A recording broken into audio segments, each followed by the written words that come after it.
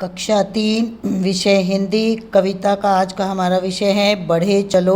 यह हमारी हिंदी सुरभि पुस्तक में से लिया गया है। आज मैं इसका भाग 1 आपको कराऊंगी। थक कर ठहर गए क्यों भाई, अभी नहीं वह मंजिल आई, बढ़े चलो।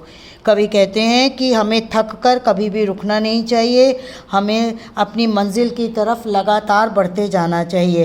राह अगर पथरीली है तो डर क्या, अगर रास्ते में कांटे आए पत्थर आए तो भी हमें उससे डरना नहीं चाहिए। लाने हैं दिन हमें सजीले, सोच लिया बढ़े चलो।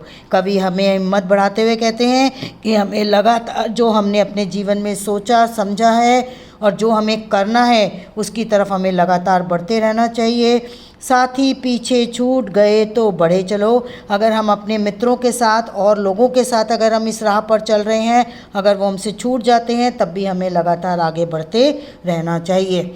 एक अकेले तुम ही काफ़ी, चले चलो। तुम अकेले ही, तुम्हें अपने जीवन में यह सोचना है कि चाहे कोई मेरे साथ हो या ना हो, हमें अपनी राह पूरी करनी है, हमने अपने पथ पर बढ़ते जाना है।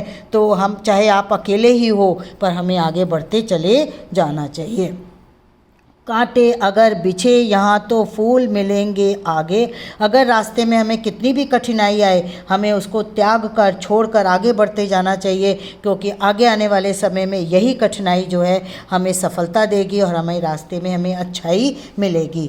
दुख के दिन बीतेंगे सुख मिलेंगे आगे। हमारे दुख के दिन बीत जाएंगे और हमें आगे आने वाले समय में सफलता मिलेगी तो हमें सुख प्राप्त होगा। इसलिए कवि कहते हैं कि बढ़े चलो, छोड़ छाड़ कर मन की दुविधा चले चलो। हम यह सोचे नहीं कि हमें रुकना है, हमें लगातार हिम्मत से आगे बढ़ते जाना है। जानेगा जग तुमको एक दिन, बढ़े चलो। और जब तुम सफलता प्राप्त कर लोगे तो तुम्हें यह संसार अच्छे से जानने लगेगा और तुम्हें तुम्हारी जो है मेहनत का तुम्हें हमेशा अवश्य ही फल मिलेगा।